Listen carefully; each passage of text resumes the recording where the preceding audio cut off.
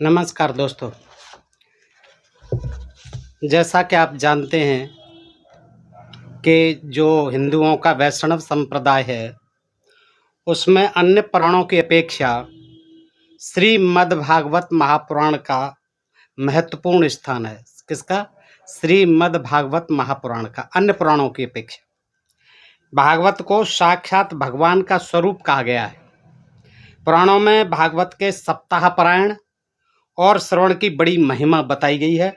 अतः हिंदू समाज में सदा जगह जगह पर भागवत का सप्ताह पारायण होता रहता है। ये आपने देखा ही है दोस्तों, और सुनने वालों की भीड़ लगी रहती है। भागवत की कथा सुनना और कहना धर्म एवं पुण्य का कार्य समझा जाता है। वैज्ञानिक युग है, उस पर भी ये लोग अगर कोई विश्वास करें तो ये देखिए, इस देश का दुर्भाग्य है। किन चीज़ों पर आज भी विश्वास किया जाता है, इनका आज भी बखान किया जाता है। ऐसे ही कुछ प्रसंग मैं आपको इस महाभागवत महापुराण से दे रहा हूँ दोस्तों, और आप स्वयं समझेंगे कि किस तरह से ये देखिए कल्पना की ऊंची ऊंची उड़ान है। देखिए, सैनिकों की विचित्र सवारियां दी हैं इसमें, सैनिकों की विचित्र सवारियां, और 1100 योजन ऊंचा पेड़, ये भी मैं बताऊंगा। विभिन्न पेय पदार्थों से भरे 7 समुद्र इसमें दिखाए हैं। देखिए, देवासुर संग्राम में देवताओं ने और दैत्यों ने भाग लिया था, ये आप सब लोग जानते हैं। और उस संग्राम में देवता लोग अपने वाहनों पर और असुर लोग, दैत्य लोग जो है अपने अपने वाहनों पर चढ़ चढ़ करके संग्राम में भाग ले रहे थे। और उसका वर्णन जो है श्रीमद्भागवत महापुराण में दिया गया है। श्रीमद्भागवत महापुराण 8/10/9/11 इसमें लिखा हुआ है कि देवासुर संग्राम में भाग लेने वाले देव यानी देवता और असुर सैनिकों में से कोई कोई वीर ऊंटों पर, देखिए किस पर लड़ने आए सैनिक, ऊंटों पर, हाथियों पर और गधों पर चढ़कर लड़ रहे थे। तो कोई कोई गौर मृग, हिरणों पर, भालू, बाघ और सिंह पर, कुछ सैनिक गिद्ध, कर्क, बगुले, बाज, देखिए बगुले पर भी, कर्क पर भी, गिद्ध पर भी और बाज और भास पक्षियों पर चढ़े हुए थे। तो बहुत से तिमिंगल, मछली, सरभ, भैंसे, गेड़े, बैल, नीलगाय और जंगली सांडों पर सवार थे।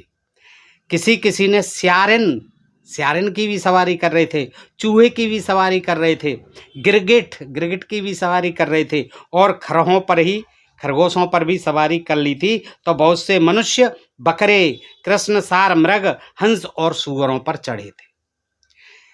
ये देखा आपने। संग्राम में भाग लेने वाले सैनिकों की सवारियों को देखने से लगता है कि देवासुर संग्राम की बात गप है।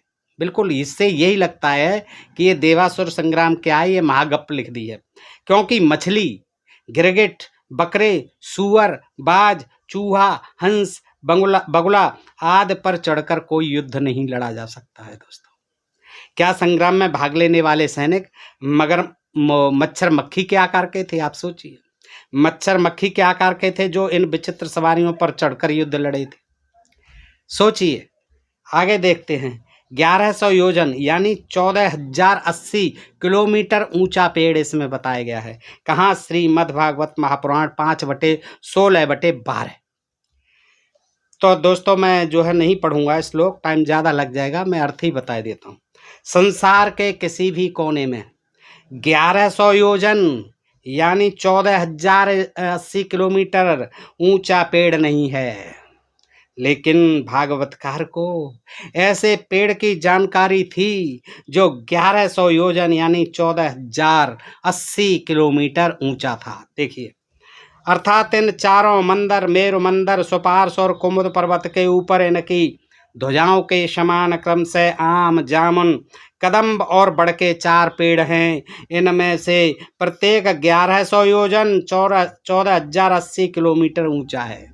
यानी आम और जामुन और कदम्ब और बड़ के 4 पेड़ हैं। कौन से? पर्वतों पर। मंदर, मेरु मंदर, सुपार्श और कुमुद, ये पर्वत हैं। और ये 4 पेड़ हैं, आम, जामुन, कदम्ब और बड़। और ये सब पेड़ आपने देखे हैं दोस्तों, कितना ऊंचाई होती है। तो इनकी ऊंचाई प्रत्येक की कितनी है? 14,080 किलोमीटर ऊंचा है। और इतना ही इनकी शाखाओं का विस्तार है। शाखाएं भी इतनी दूरी तक फैली हुई हैं।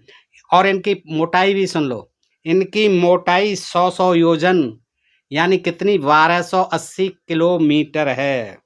1280 किलोमीटर मोटाई है हर वृक्ष की।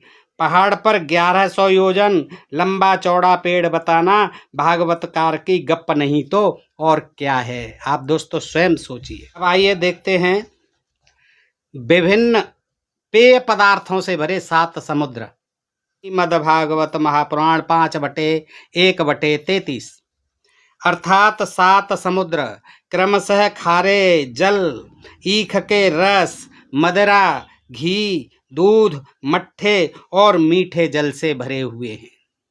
सभी लोग जानते हैं कि समुद्र का जल खारा होता है। समुद्र में क्या होता है, एक तो पानी होता है और खारा होता है वो भी, इसलिए उसका जल पीने के काम में भी नहीं आता है। लेकिन भागवतकार को ऐसे ऐसे समुद्रों की जानकारी थी जो ईख के रस, मदिरा से भरे हुए, ईख के रस से भरे हुए, घी से भरे हुए, दूध से भरे हुए आदि पेय पदार्थों से भरे हुए थे।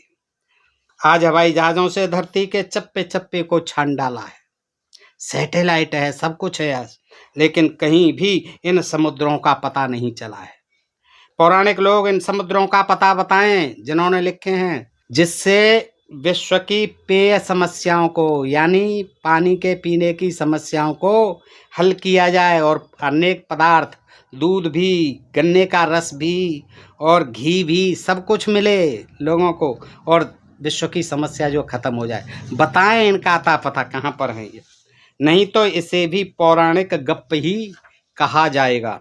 सोचिए दोस्त, हम अपनी तरफ से नहीं कह रहे, यही भागवतकार लिख रहा है इसमें, श्रीमद् भागवत महापुराण, जो कि हमारा जो है मुख्य ग्रंथ है पुराणों में, और इसी के आधार पर हमारे यहाँ 7 दिन का जो है पारायण चलता है। इनको सुनते हैं लोग, लेकिन ये जो है ज्ञान भरी चीज़ें वो नहीं सुनाते हैं, इसलिए हम आपको बताते हैं, पढ़ पढ़ कर अध्ययन करके निकालते हैं। और आप लोग देखिए कि हमारे इन कथित धर्मशास्त्रों में कैसा कैसा ज्ञान विज्ञान भरा है।